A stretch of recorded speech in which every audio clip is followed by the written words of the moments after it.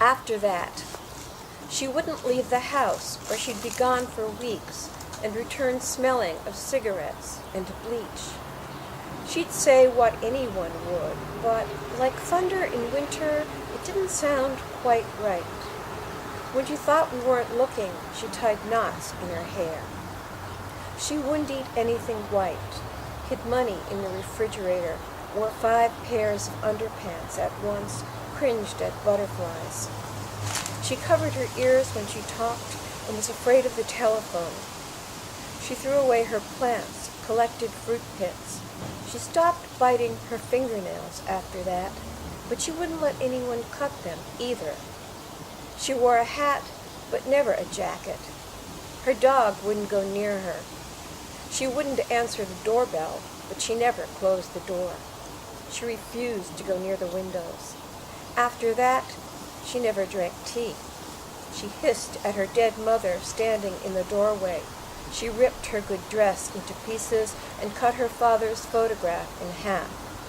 We didn't know how to think about her after that. While I was writing the poems in this book, my mother died from Alzheimer's, and one of my close friends suffered a very serious depression and took her own life.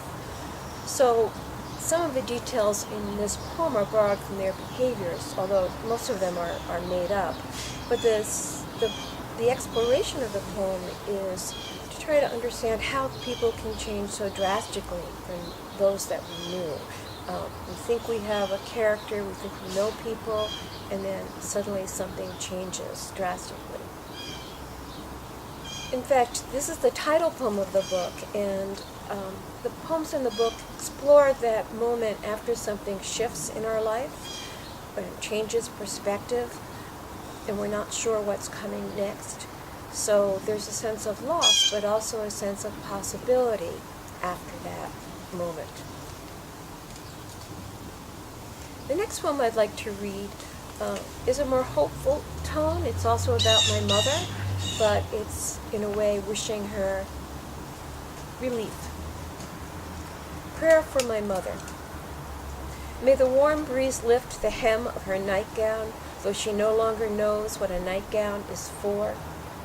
Let hummingbirds hover at the feeder her husband hung at the rail, butterflies to the Buddleia. Let her study the clouds while sparrows deliver her worries one by one to the sky. May she finally stop stirring the murk of her mind. Let her tea have some flavor.